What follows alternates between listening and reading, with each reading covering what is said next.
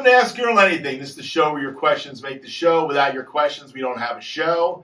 This is the second show in February 2025. Now, like I said before, I'm going to try to have 2 shows a month right now. We're going to amp up the level of shows. I'm also going to try to add in some other content. And I am doing this show right after doing the last show. So I have a bunch of questions left. But I felt like the show being an hour really wasn't going to get the viewage I really want to get on the show.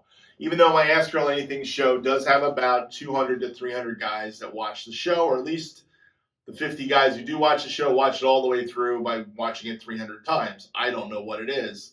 But I do know a lot of guys watch parts of Ask Earl Anything, and thank you for watching the show. Now, a couple more things I want to talk about. You're going to see me doing less covers. One of the things I've been talking to you a lot about the last year is I need to back it off a little bit. And one of the reasons I need to back it off is because life is busy. I have a busy life. My work life is extremely busy. My wife's extremely busy. We're both very much engaged in life in places with our family and friends. So with that being said, it has to back off a little bit. That's part of what has to happen here.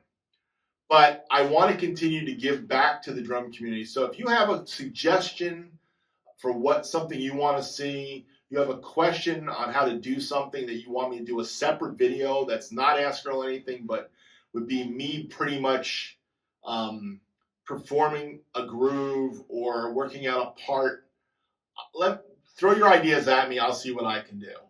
Because that's really where I want to go with things. I want to make it so I do some more interactive stuff that answers your questions and talks about the concepts that make me the drummer I am and to help you become the drummer you want to be.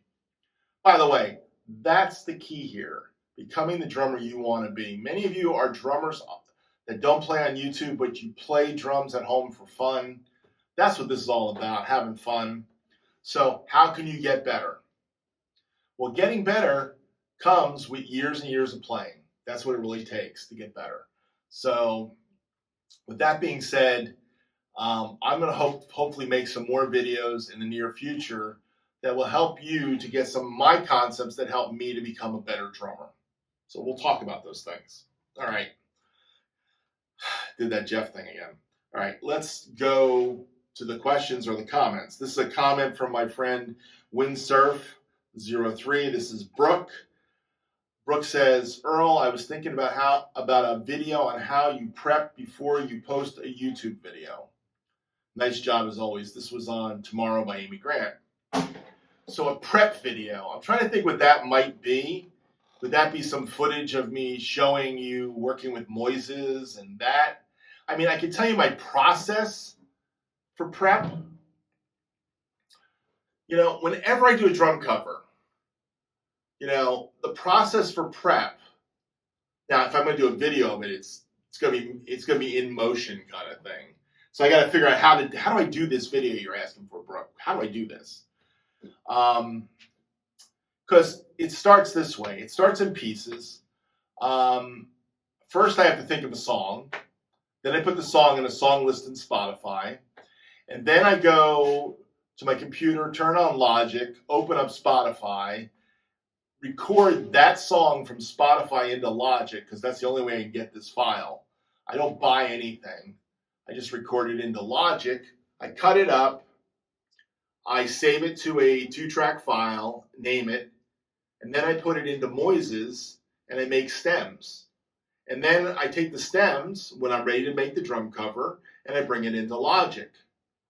Once I bring the stems of a song into Logic, really what I'm doing at that point in time is, I got to go to the kit and say, what do I want to play?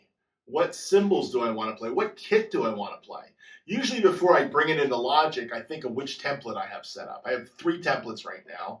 One is this kit, one is the kit in the other room, and one is the little kit.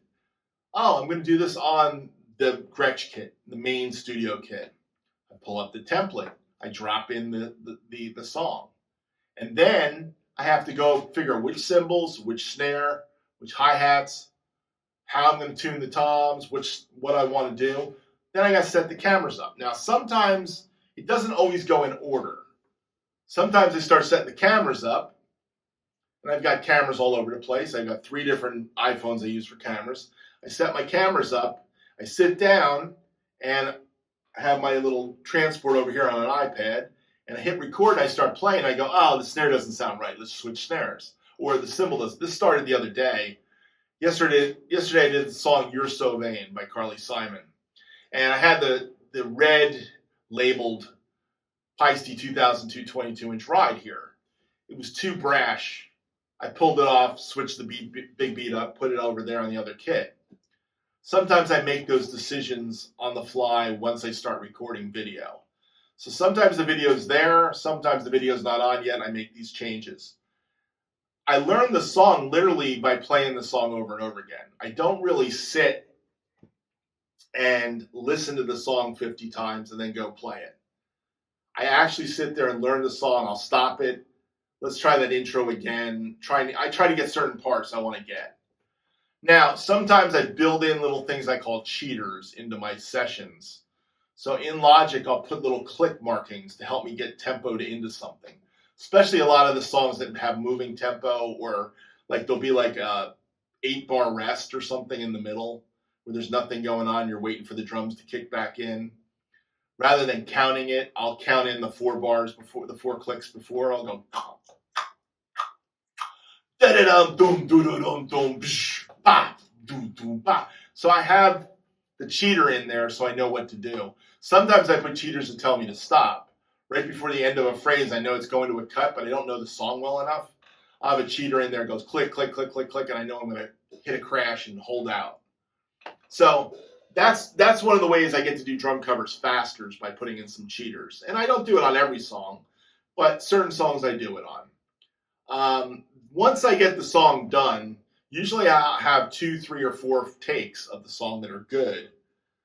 Then I'll usually I take it all into Logic, I mix it while I'm airdropping the videos to the computer. I do the mix, then I bring it into Final Cut, and then I bring in those 3 files, and I marry Final Cut with the session files, the mixes. And then I put the video together in Final Cut and chop it up, and that's it. So I don't know. I mean, I don't know how to show that. There's a lot there in that process, but maybe someday I'll come up with some concept for doing that. It's a great idea, though. But that's my process for making a drum cover. Thanks for asking the question, Brooke. Appreciate it. My next question comes from Greg Oneoff.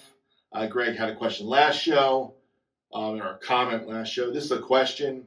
He says, Earl, I have 3 12-inch toms. What would you do? What would be a good difference in intervals to tune them? I have a tune bot. That's what you have, a tune bot, but you said brought.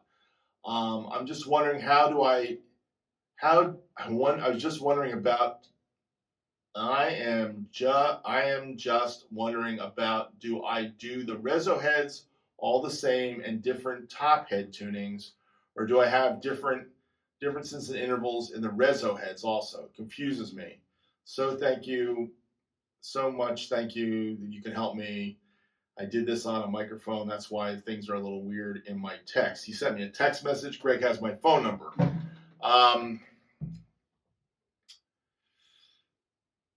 I've never used 3 of the same size drums on the same kit. That's not my thing. I tend to put my bottom heads in relation to the top head. They're actually pretty close. That one's a little lower. Sometimes higher, seems a little lower. I think that might be an approach. Higher tom, make them close together, the 12, and then take this one and do this one a little higher, but bottom head a little lower, and then go for the next one and make it low, maybe even lower. There's different tuning methods for double-headed toms. I tend to tune my double-headed toms to what I hear. My bottom heads tend to be looser than tighter. There's no rule for me that I say that bottom head has to be tight. Now, if I'm going for a more jazzy tuning, I might tighten up the bottom head and the top head. Truthfully, if you got 3 drums the same size, you got to get them pretty darn close. You got to get as much difference as possible between the 3 drums.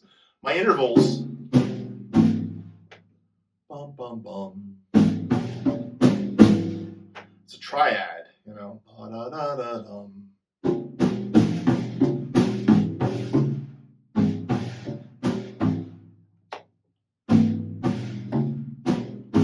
So they're like a third apart-ish. By the way, I don't use a tune bot, so I don't have a note I'm using, but a third is a good interval. Sometimes I go much wider. If I'm doing 2 drums, I'll do, fifths or fourths. Between, like, if this was the 2 drums.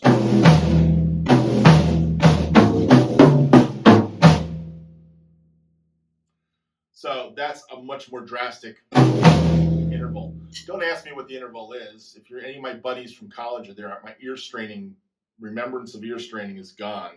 I was terrible in college, but I'm worse even today. But I do have the ability to hear what I like. That's the funniest thing about my drum tuning method, Greg, is that it's not scientific. It's completely ear, and I couldn't tell you what I'm doing exactly, but I know when it's right, and I know it when it's wrong. And that's not a tune-bottable thing. Tune bots, if I'm telling you to use a tune bot, then you're just following like the tuning of the tune bot. Or if it's a tension thing, like a certain tension, I'm telling you to follow the torqueness of the lugs. That is not how I do things. I do it all by ear, what seems right to me. Now, I will say with snare drums, I tune the bottom heads very tight. Toms could be the same pitch, could be a little lower pitch. I rarely go higher pitch. I think it chokes the drum, but bottom used to get an incredible sound, but he was starting with a 14. So I guess if you start with a 14-inch tom and a 16 and an 18, you tighten the bottom heads, it works great. But if you tighten the bottom heads too tight on the smaller toms, not so much. I think it chokes it off. So,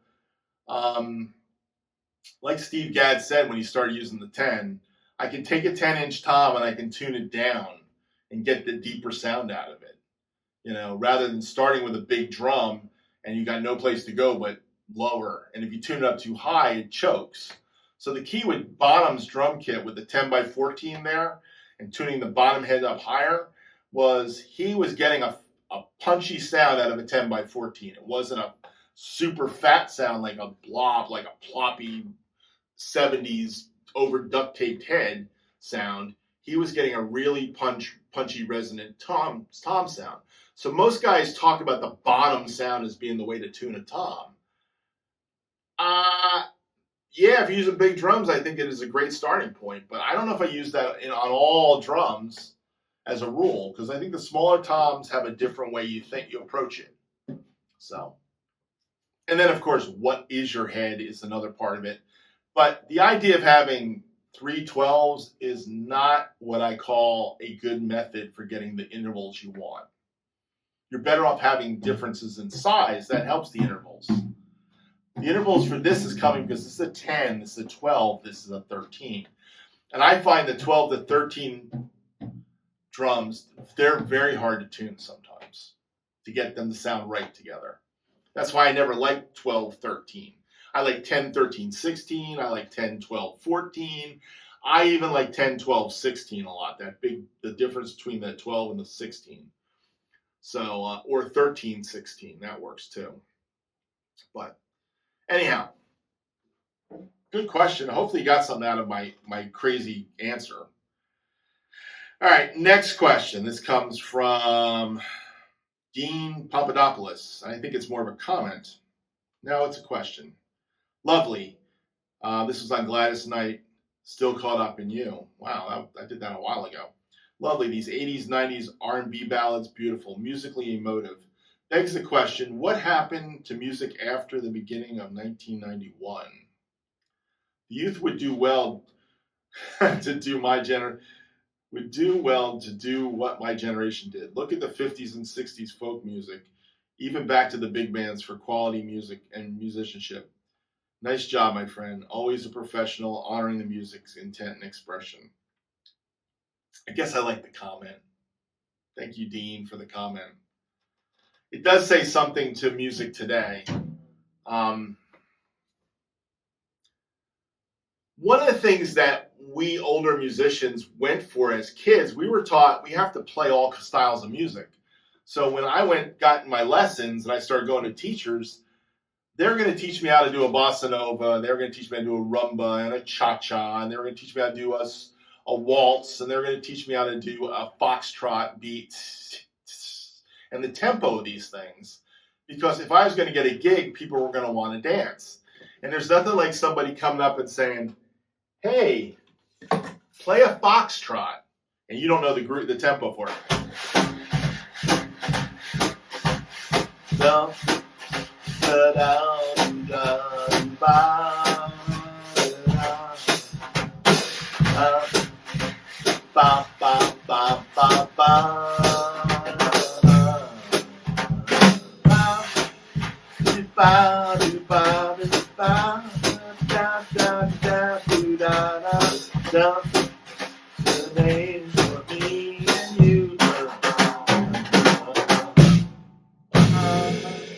You know,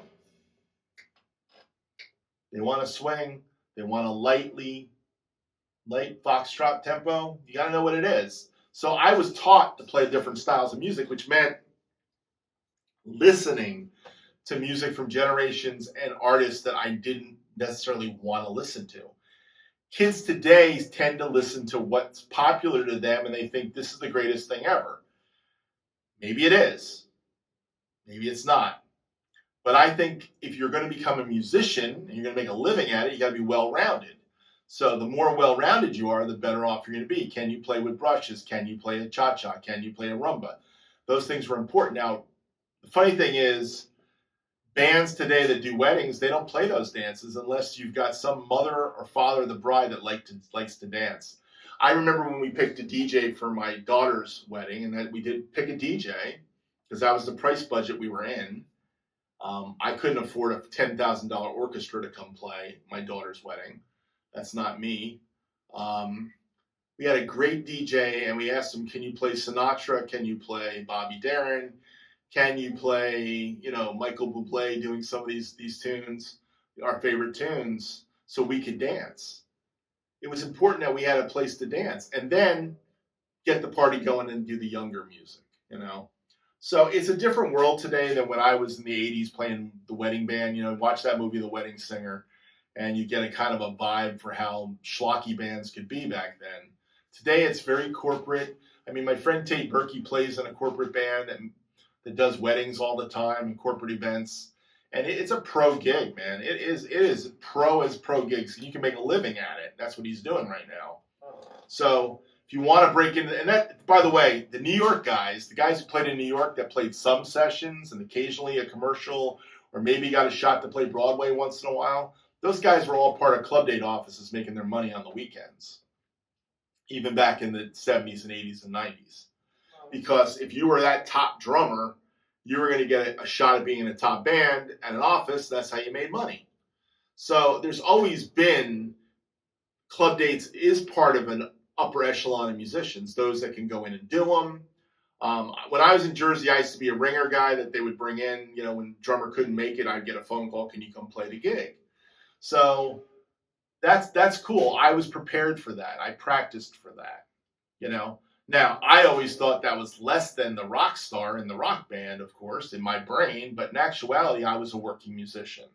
So, yeah, music's changed.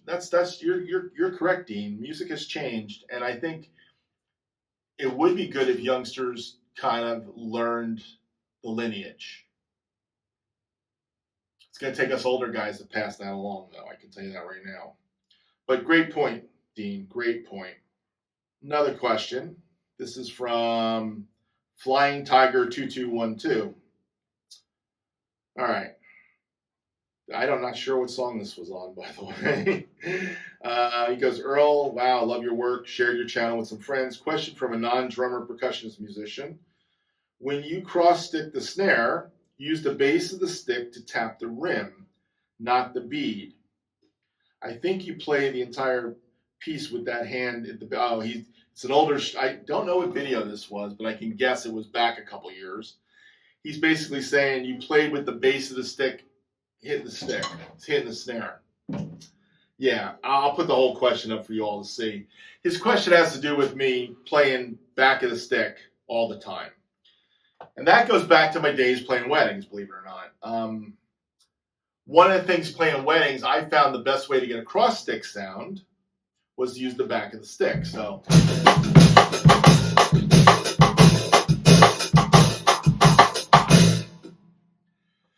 now, for years, and I am talking 40-something years, it's only been the last 2 years that I've been playing a lot of my videos almost this way all the time.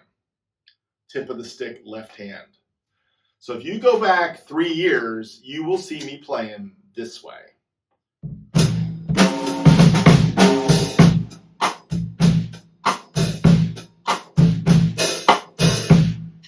So, why did I do it? I did it because to get a good cross stick sound, I felt was this way. But I have found you can get a good cross stick sound this way too. There's a trick to getting a cross stick sound. Now, this drum has got die-cast rims. So pretty much, there's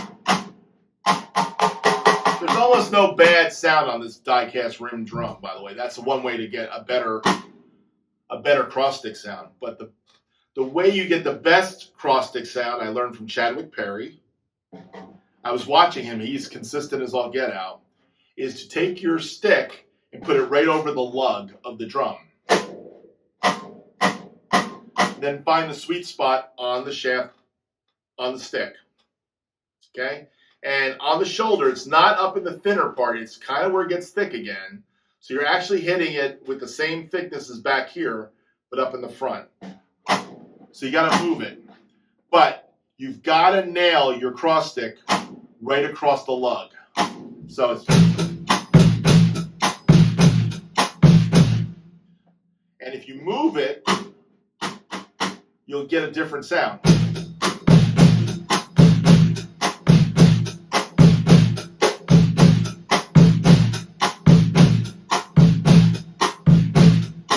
Now the other thing is when you're playing cross stick, you got to be consistently hitting the same spot all the time. And if you're nailing it in the right spot, it's right about here on these sticks, and you're getting it there, you can get it with the tip up. You don't have to flip it over. But most of the old guys always flipped it over, especially when you're going back and forth to this. And by the way, I learned how to play traditional grip.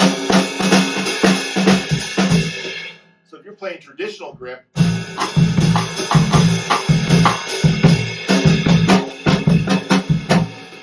it's a flip. It's a flip into it.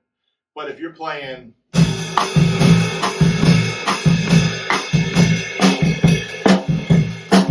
it's not a simple flip to go back to the tip. That's why if you can play with the tip and you figure out how to play this way,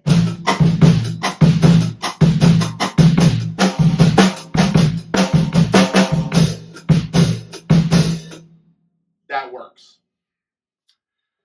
Anyhow, I'm testing the DJI mic out a lot right now. You're getting a really crappy snare sound. I'm hoping the next time I do this show, I'll have the mic off to the side. I'll be recording in Logic. But anyhow, that's the concept.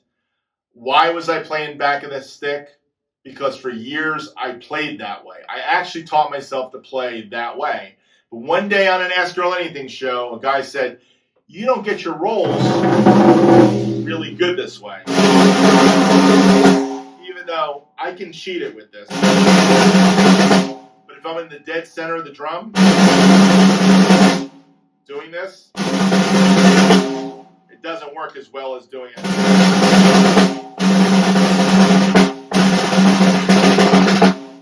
So I think if I'm doing rolls, this is the way to do it. Versus, not that I can't do it, but it sounds more even and more consistent being tips. So, because of a question on Ask Earl Anything, I started playing this way for the last 2 years. So my older videos, you will see me playing the back of the stick all the time. I actually was unapologetic for many years of this show where I say that's the way I play.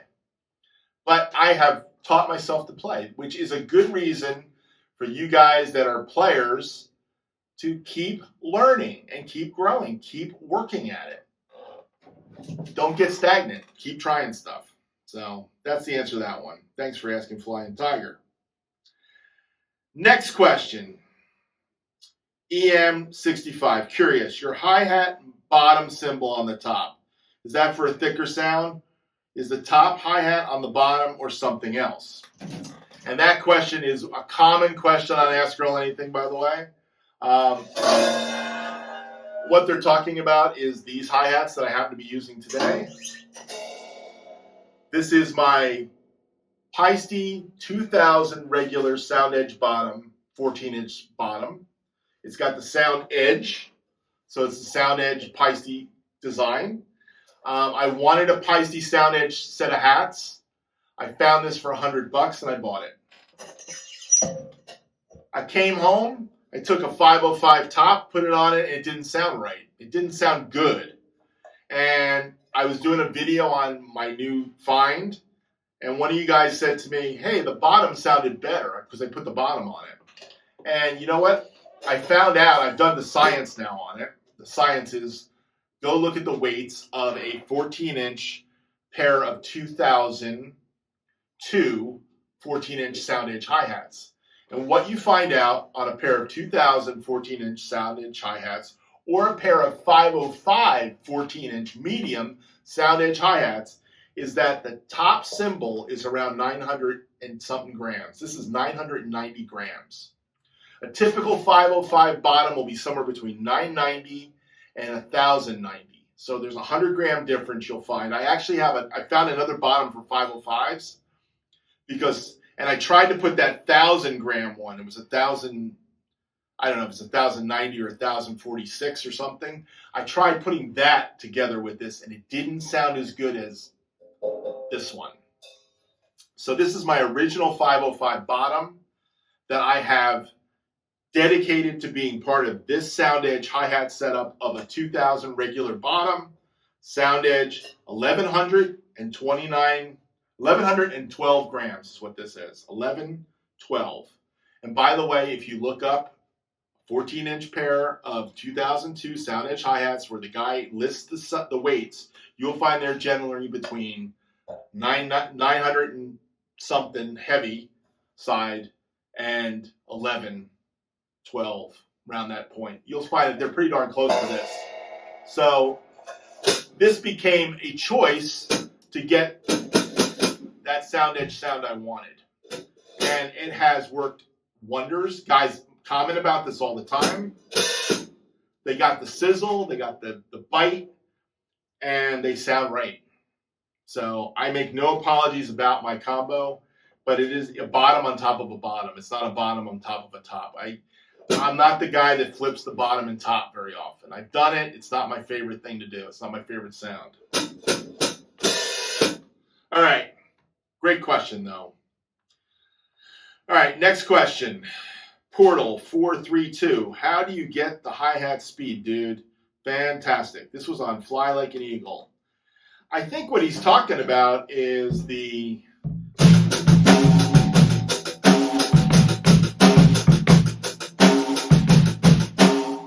one-handed hi-hat thing. Now, this is going to be one of my first videos I'm going to do where I'm going to explain what I did to work up to this, but I will say it is practice. Putting on music that challenges your right hand to get there, and then taking that right hand exercise and doing exercises on a pad.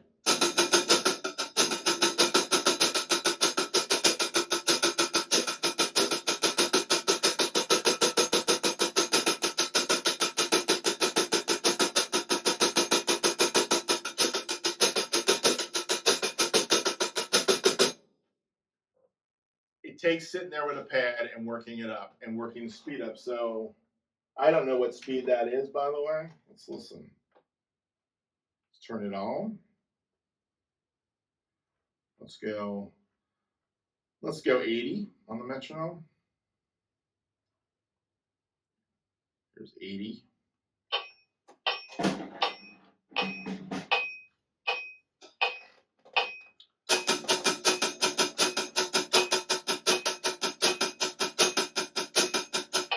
All right, and then working it up faster. I'm going to bring it up 20 this time. This is 100.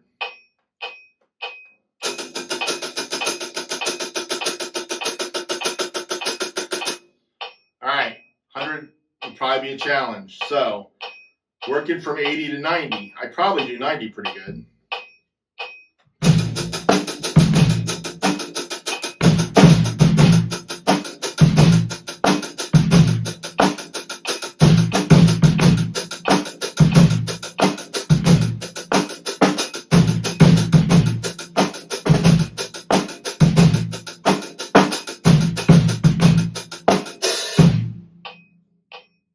So, working with a metronome, working on a pad, and getting that lopey thing. Now, that's from the song Can't I Keep Forgetting by Michael McDonald. I did a cover of that recently, and I really tried to dig into keeping it straight. But one of the other things I learned about playing that fast beat was the cheater. Sometimes those hi-hat opens give me a rest on my hand.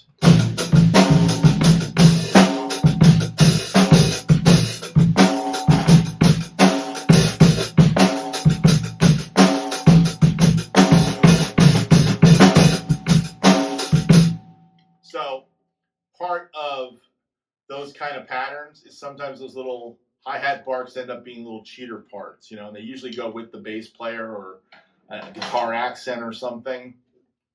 But yeah, it's sitting there with a pad and playing it for years and years and years and years and years and developing it is really how you do it. But that's the key to the whole thing. It's not rocket science. It really is not. So, all right. Thank you for that question. It is practice is the quick answer. All right, another question was about Easy Money, Billy Joel, and it was about these things called drops. I did a whole video on these. How am I digging them? I dig them. I bought some more. I got them on the Concert Tom kit. They really gate the drum. Hear the open. Put this on it. It kind of cuts it quick.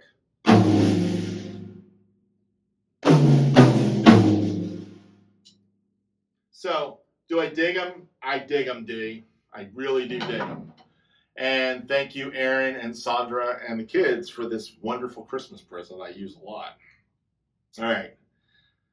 One more question about that last song, Easy Money, Billy Joel. This might be a song I eventually break down for Greg One-Off.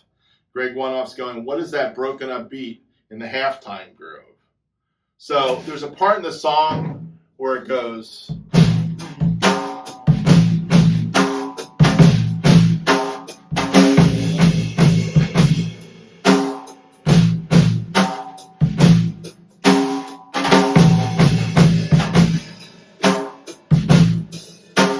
because the groove is so it's all fast.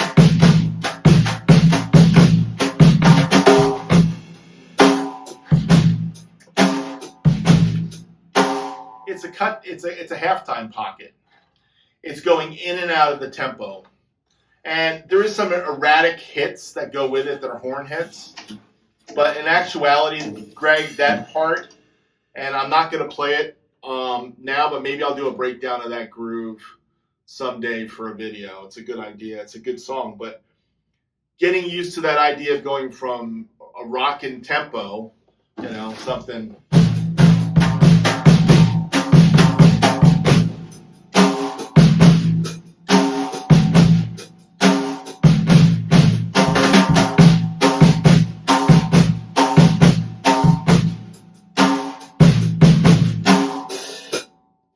Back and forth between straight rocking it and then breaking it up to halftime.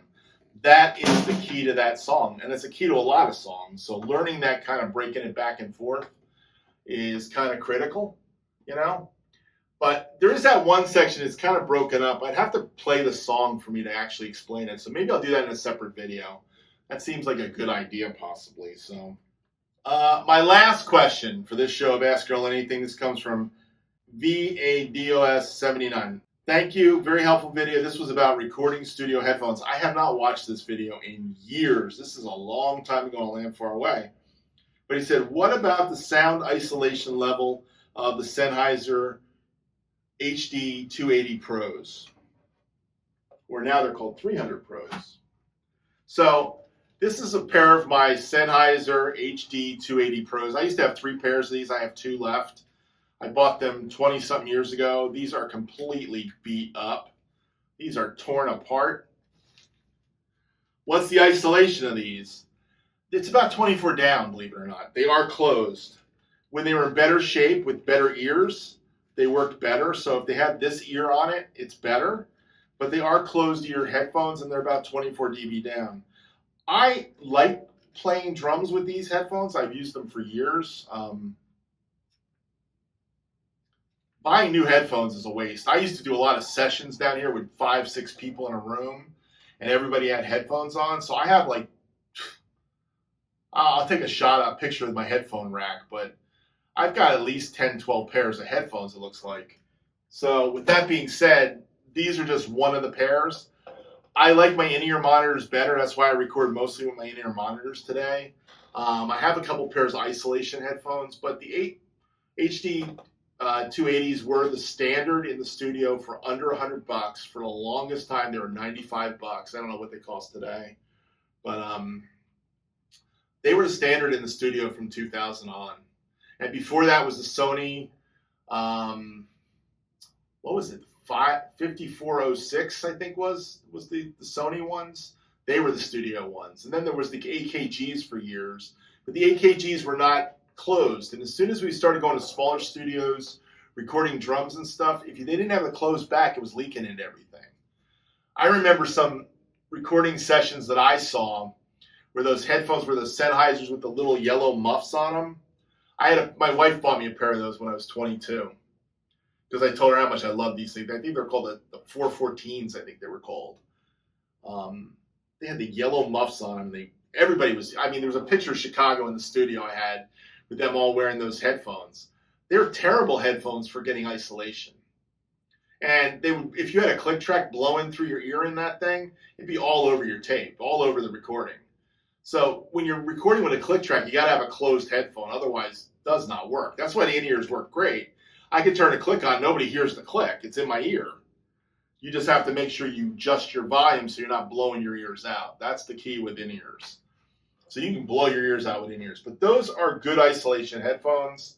Are they the best isolation headphone? Probably not. But what you want is a closed back headphone. They're very good. The Sonys are very good. The Beyerdynamic 770s or 880s, I can't remember which they are. I have a pair of those. Those are really good. I bought some cheap $30 CAD ones that look like AKGs that are very good. They work fine for that. And then I got some Tascam closed ones that I bought cheap. Matter of fact, half my headphones up there, my replacement headphones, I bought were $30 or less because I started realizing if I have Pro down here that's doing a vocal session, I put the Beyerdynamics on them. And if I have a couple people in the room that are really pro and we're doing like a recording session there, I'll put the Sennheisers and the Beyerdynamics on and I'll use my in-ears. But if I got people sitting in the room just listening to the session, which happens, I'll put them on the Tascams. They're not going to matter. It doesn't matter to them. They don't have to have high quality. So I don't need a studio where I've got high quality. And that's a whole other discussion. What do you need in your studio? What don't you need? Now, this was a functioning recording studio at one point where I actually did albums. I did album projects and demo sessions and bands. And I've recorded some cool stuff in this room. But today, not so much. Everybody's got their own studio. Everybody works at home. So I only end up doing drums for certain friends. That's what I do. So that's part of it. Anyhow, thanks for the question. Thank you everyone who asked questions for this show. I really do appreciate it. That's what makes Ask Earl Anything. Remember, your questions make the show. So without your questions, I don't have a show. Thank you all for watching, and I hope you enjoy this month's Ask Earl Anythings. This is the second one, so have a great day.